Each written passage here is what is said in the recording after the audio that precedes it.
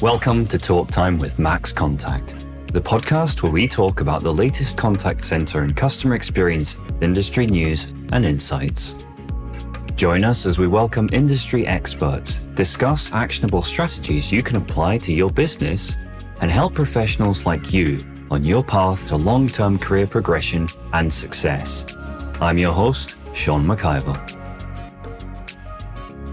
Welcome to another episode of Talk Time with MaxContact. I'm your host, Sean McIver. For this episode, we welcome customer experience leader Laura Montgomerie. Laura is currently heading the customer experience at Mount Anvil and has over 10 years experience in the residential sales industry. Now, part of the Royal Institute of Chartered Surveyors, Laura has established herself as a leading customer services professional within the housing market. Not only that, a two-time marathon runner, a recent university graduate, Laura brings a huge wealth of experience to the conversation today. Have I missed anything there, Laura? That was quite a list. Well, no, you're all good for now. Now featuring in a podcast. Hey, excellent. So let's start off with your journey into the world of customer services, how you found yourself specifically doing customer services and then ending up in the residential sales industry. Yeah, sure. Well, I mean, I think I've been kind to myself to say it was 10 years ago for Resi because I coughed to somebody the other day that is close to about 25 years of working with customers. So it's probably like most people, I think, started in retail straight out of school, did that. And then I was in retail for probably about 7 or 8 years, just working for high street brands, kind of worked out that there was a bit more to life than just plodding along. Went into the motor industry. That I worked for Audi, I worked for Mercedes, I worked for Honda, and Audi was a really good starter for 10 for getting in and really believing about customer service. You know, you have to be accredited as a service advisor. They really believe in training their staff. So I was really lucky to be exposed with them to just every type of customer scenario. So I was there for about 7 or 8 years, learned an amazing amount about people, amazing amount about customers, you know, strategy, understanding what makes people tick. And then got introduced to the world of housing and construction and developing. Came from, I was so naive.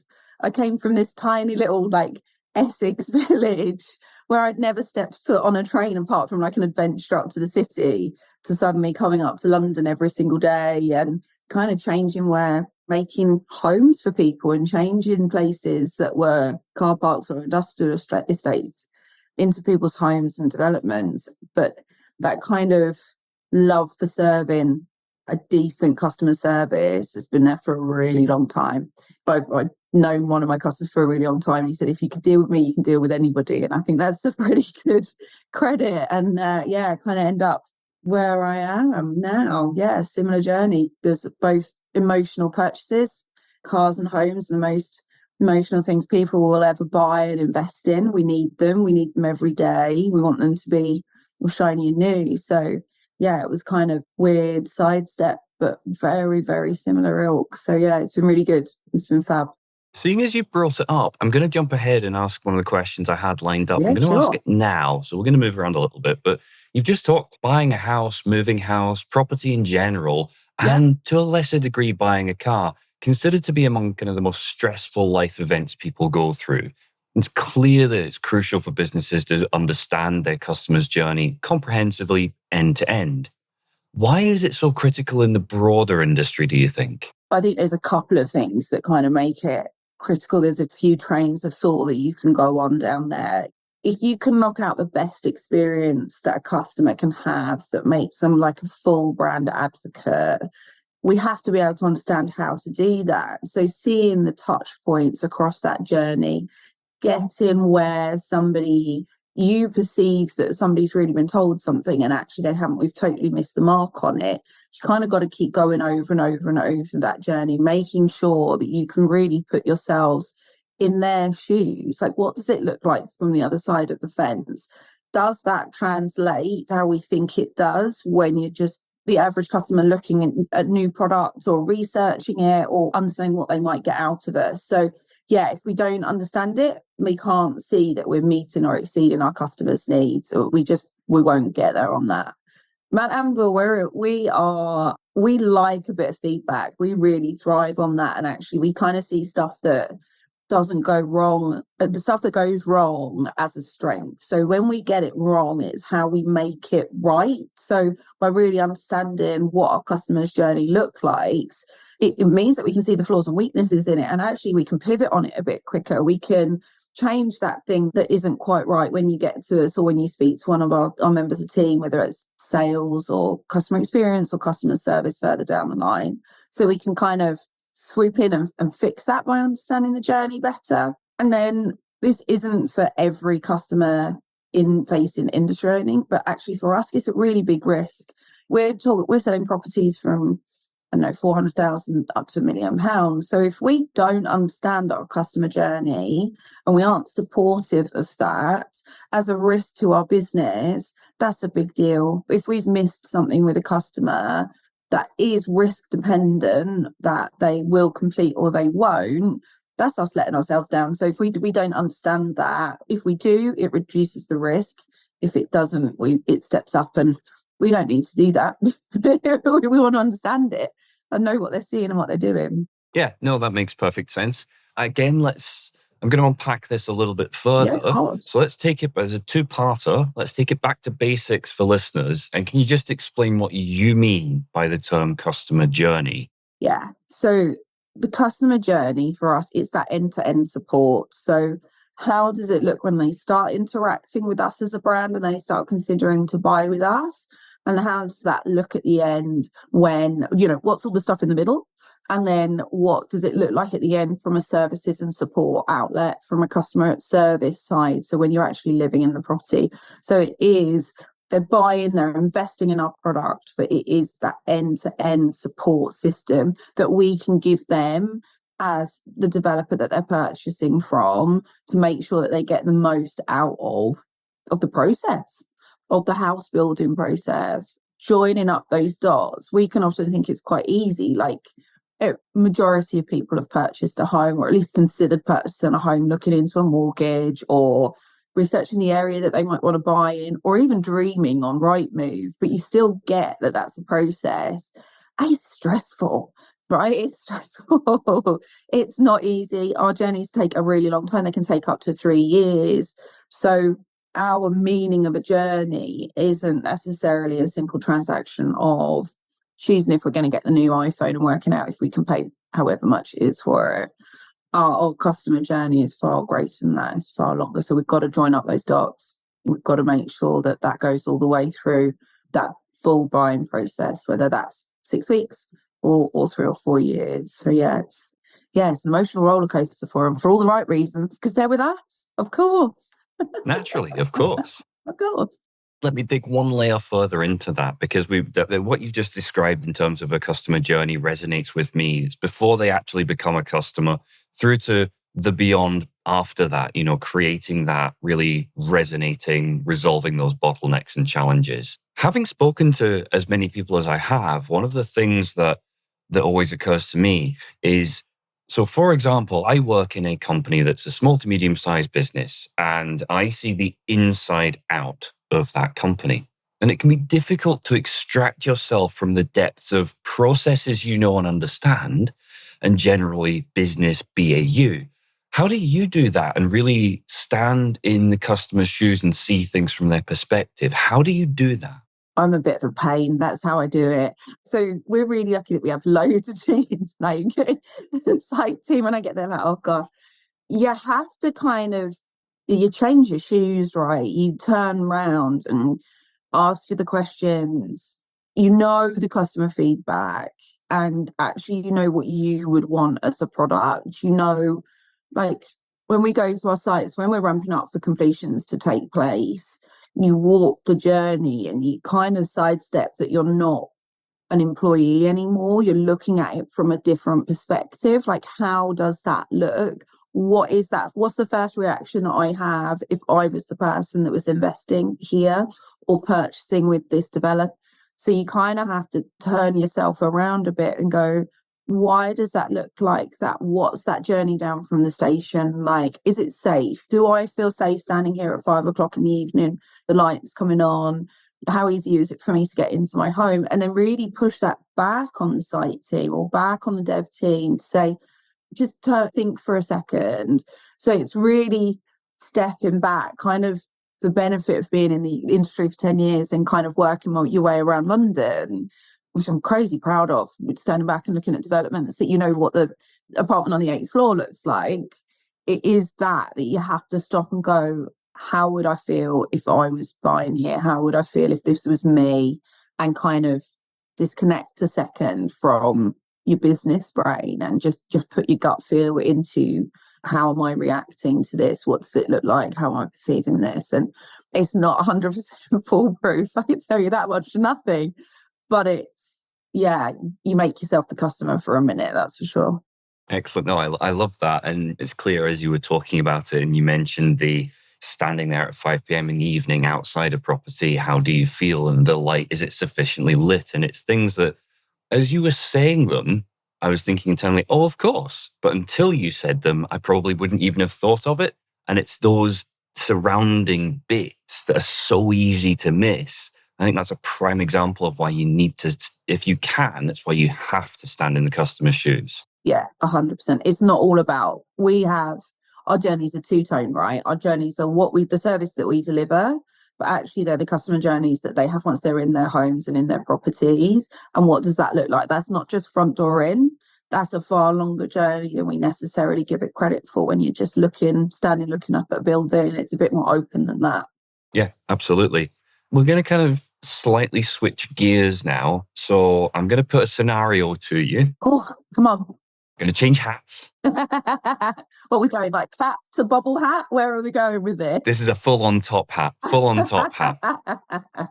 I'm a C-level member of a small to medium business, and I'm initiating a journey to deliver data-driven customer experience strategies within my business, whatever business that may be. What would you say are some of the most common pitfalls or misconceptions that you would warn me about on a kind of a one-to-one basis if we were having a conversation over a glass of wine in a bar somewhere? What, do you want to use data? You want to kind of start punching it into the business? Yeah. Common misconceptions about data. Don't lose your gut feel on something.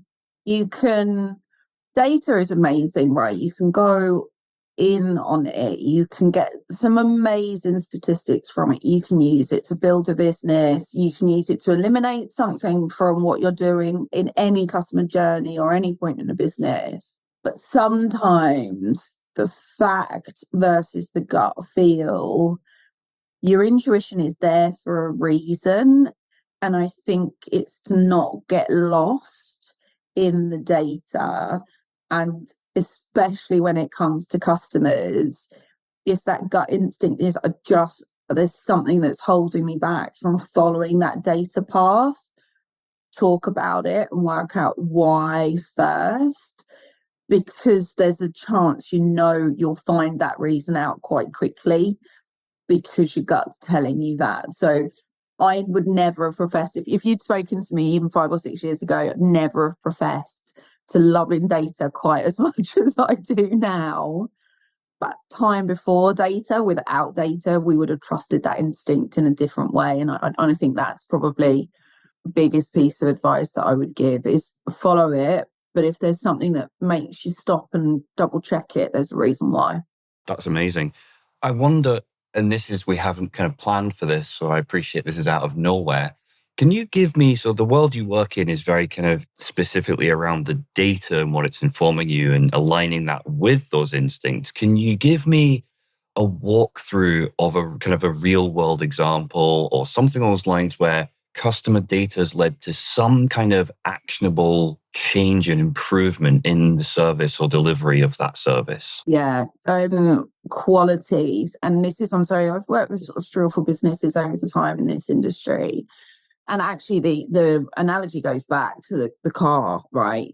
When you pick up your new car, you really expect it to be perfect, and actually to a certain extent, even with a secondhand car, it's new to you. Not as much with the first business that I worked in, but certainly in the second one, we were handing over properties and they were to first time buyers. A lot of them were on the Help to Buy scheme.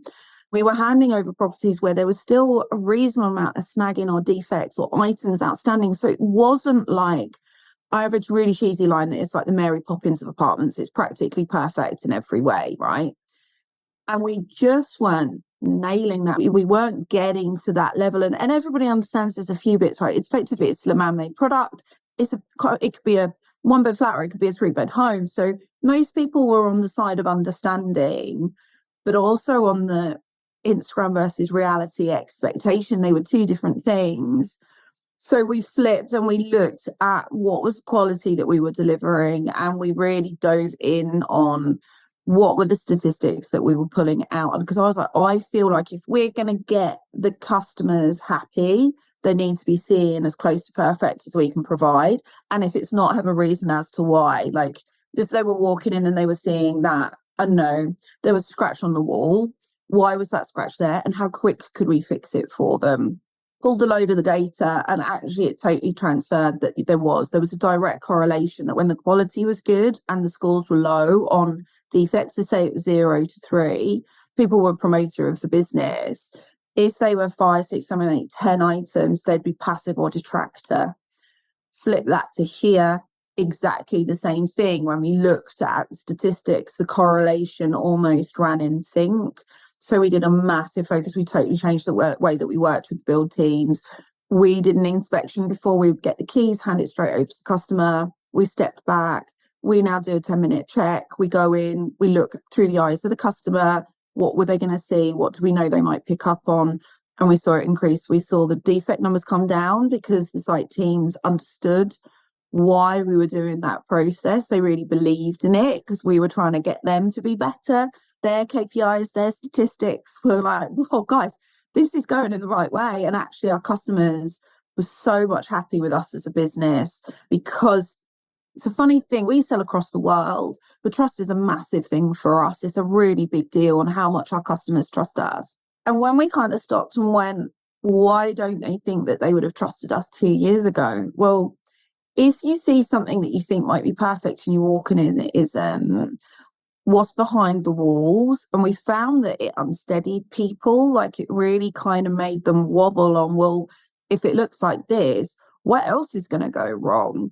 So by trying to work through and eliminate that, actually, we just found that they were in general happier. They trusted us more. And actually, from a whole journey perspective, all the way even through the customer service, it was easier. It was just an easier shift. So yeah, that's a real world still being worked on, still trying to achieve and strive to be better example of, yeah, all matched up. That's amazing. One of the things that you touched on there that was really interesting was you talked about the build teams and their reactions and responses to this initiative. And I've heard of stories previously whereby in other businesses, in other industries, you've got a customer experience or customer journey or customer excellence team, and they kind of almost become this isolated pod. And they're just like, yes, we work on customer experience. There's a team that does that. But what you've just described is a bit different in terms of it brings people into the fold. Is that a challenging thing to quote unquote land? Because I could easily see that going wrong from a build team point of view. If you're kind of going, listen, guys, this is wrong and this is wrong and this is wrong and this is wrong, that could land differently. How did you get them to buy into that? It was interesting at the start, but I think I'm a real believer in there's no need to shout for one. You don't need to be crazy, over passionate about what you need to do. But I just went in and I was like, I think we can make both of our lives easier. You have metrics, we have customers to make happy. Your metrics will make our customers happy. And we are not here to make your lives harder. That is not the point of my team coming to work with you more closely. This is to make everybody's lives more efficient and our customers happier. And it was a slow turn at first, because whilst we worked together, it was like you're on a motorway when we're in the fast lane trying to hand them over and they're in the middle, like, okay, well, we might catch up with you. But we kind of got there just by proving a point that we weren't there to make their life hard. We were there to improve their scores, and their scores made our customers happier. And it's totally turned 360 the way that we operate now. But it was a challenge to, it proved that we weren't a pain, actually, is probably the biggest thing. We're there to work together. Collaboration was key to get a better result for all of us. And we did get there in the end, but it was proof and trust, I think. That's been a theme throughout this conversation. You've talked a great deal about trust. And as you were describing it, I was thinking to myself, walking into a property, particularly a new property, where your expectation is that you're seeing it in the best condition it will ever be. Yeah, sure. And so from that point of view, it really resonated with me what you were saying there. And I find it interesting. So when we think about the data collation that we get from that, you referenced earlier on about still trusting your gut and going with your instinct on that. How do you, I guess, balance those two things? If you're looking at a set of data and your gut is beginning to start to get that spidey sense or it's getting that tingle, how do you interrogate that to kind of prove out how you're feeling and when you're looking at the data in that way? I think it certainly depends on how much data is pointing towards that sense. So if we get something that repeatedly comes through and actually it's just resonating as really true on that. So is the area affecting it? Well, I walk to that site 3 or 4 times a week. Yes, I can see that's right. But then the underlining tone of, maybe a good one is why people thought we were average. So we did an exercise last year where we looked at what we knew, like promoters and detractors fine, but why people were passive in the middle. And my sense was that we just weren't doing as much as we could. And that was when my spidey senses were a bit like, well, okay, 50% of people think we're average. Why? Like, I feel like we're not quite ticking all those boxes. And actually, when we went into the detail of it, that was the case. We were doing everything that we thought we had to do, but we were never exceeding an expectation, or we were, but in a minority cases rather than the majority. So it was managing, okay, how do we take the baby steps? So no one's going to feel overwhelmed in the team. We're not suddenly going to ask you to do 20 things more. From the spidey sense and the data, what were the people that were really happy saying that they thought that we were exceptional, and how can we put that back in? And we've seen that in the last year kind of turn a corner on actually making sure that more people are really satisfied with what we're giving them, what they're buying, what they're living in, what they're investing in. But that was kind of capturing that spidey sense on that tipping point. That was probably the strongest kind of example that we've had that's worked out in the end. She said merrily. Yeah, it was fine in the end. It was great. But no, I think it's a really valid point that oftentimes, and I'm going to sidetrack very briefly just to illustrate my point here. Yeah, go for it. But with the rise of artificial intelligence, ChatGPT, all of these new tools that are coming through, underlying all of that is this whole principle of, I think it's called hallucination, and the idea that you've got bias in the raw data. And if you're reading just the surface data and it doesn't feel right, actually, literally ask the question, elaborate on that, prove that for me. And that resonates for me. Yeah. When it comes to properties and in fact cars and vehicles and those big ticket items, and in some cases very big ticket items, personalization is one big area where data can help to improve a customer journey.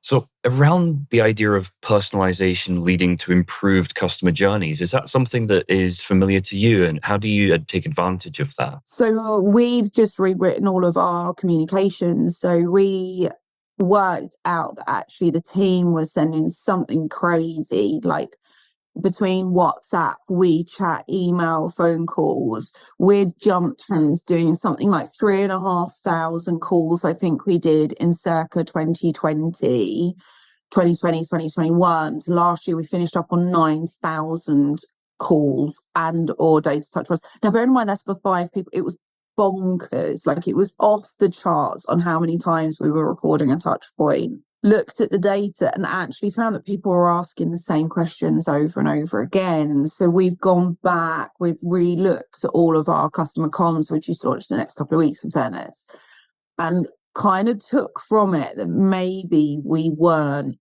answering the question before it was asked.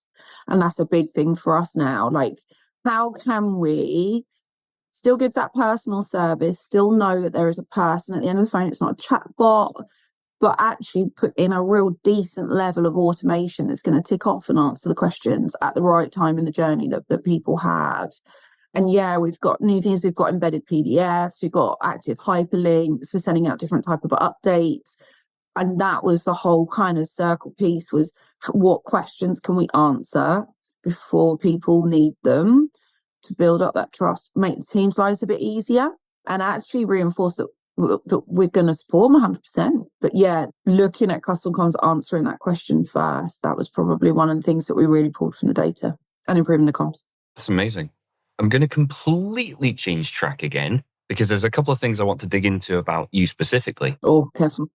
With your kind of experience and what you've brought to the conversation, I think it's really important to get some insights and a couple of other places. So yeah, cool. As someone who recently graduated from university, in broad terms, first off, congratulations. That's incredible.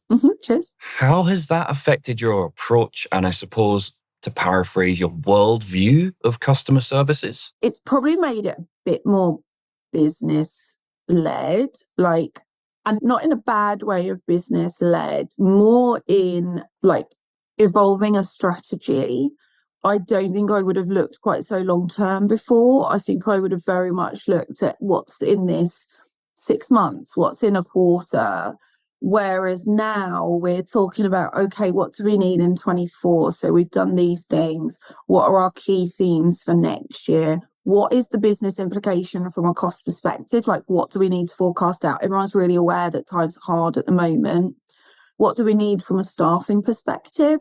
And actually it was business and law. So it was more around actually how customer service, we don't always get the biggest budget when we're kind of expected to fix things and make it wonderful on about 10p as far as I can work out sometimes. Thank goodness for faith in people. But it's very much, how long will it take us to turn? I always joke a bit that I think sometimes customer service, when you've got a problem, you know, the barge that got stuck in the Seine and it kind of got wedged.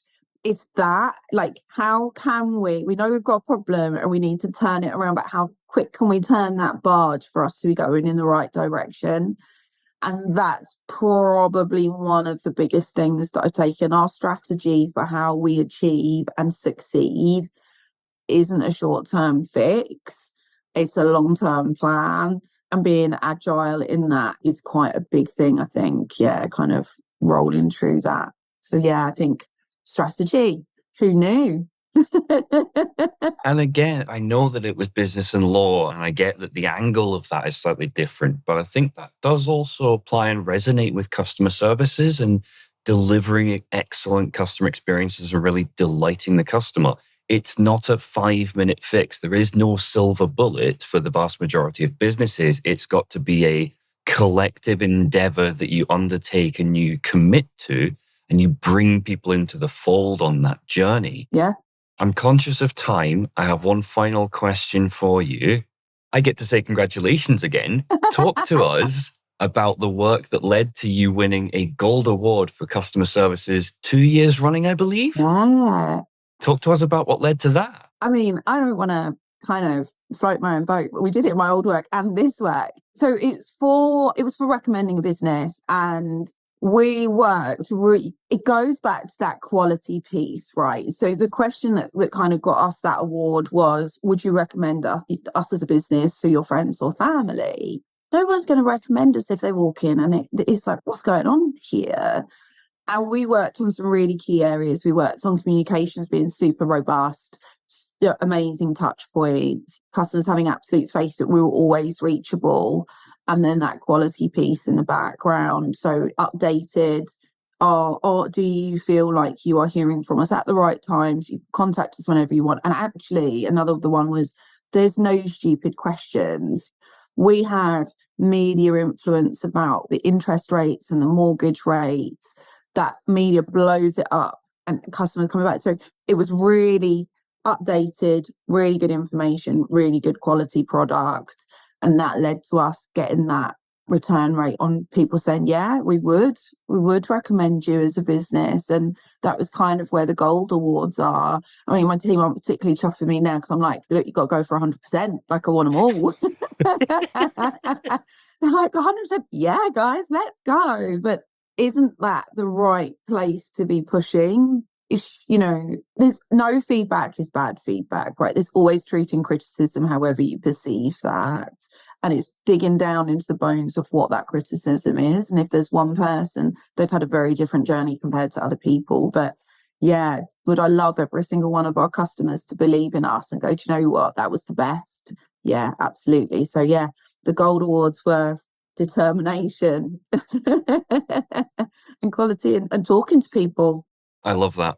I think that's fantastic. And I really like that it was, from everything that we've said over the course of the last 30 or so minutes, everything that we've talked around, everything that we've unpacked, like, it's just so clear that it's an organization-wide endeavor. Oh, 100%. And that's so, it sounds kind of twee to say, but that's so rewarding to hear. Because when you see it done well and when you see a business that truly embraces it and what that means and really does the asking the hard questions and bringing people into the fold, even when that's difficult, the results that you tend to see speak for themselves. And it's great to talk to someone who's been, one, a champion of that movement in a business, and two, also has been so free and able to talk about it. Yeah. So again, I don't often do kind of the big praise on these, but honestly, it's been such a pleasure talking to you today. Thank you so, so much. Thanks, Sean.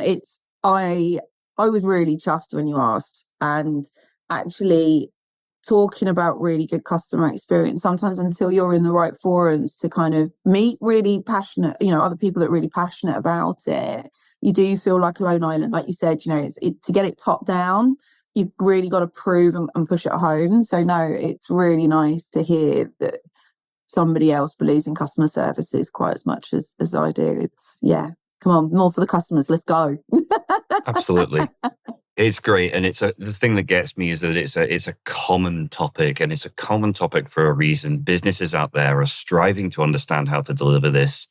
And from our conversation, it's clear that you're well on the way to delivering that. And it's just, yeah, I can't praise enough. It sounds incredible. So unfortunately, we have run out of time. Oh, no. I know, I'm gutted. But I will say thank you ever so much, Laura, for spending this time with us. Really, really enjoyed our conversation today. Your insights have been phenomenal. So thank you so, so much. Thank you, Sean. It's been an absolute pleasure. Have a fabulous weekend. And you, and to all our listeners as well. Thank you so much. Take care. Talk Time is brought to you by MaxContact. To find out more about MaxContact and how our customer engagement software can help you and your teams provide smarter customer experiences, visit maxcontact.com and book your personalized demo today. Be sure to search Talk Time with MaxContact in Apple Podcasts, Spotify, Google Podcasts, or anywhere else podcasts are found, and leave us a positive rating to help other like-minded individuals join the conversation. Finally, before you go, never miss a future episode by clicking the subscribe button and turning on notifications. On behalf of the team here at MaxContact, thanks for listening.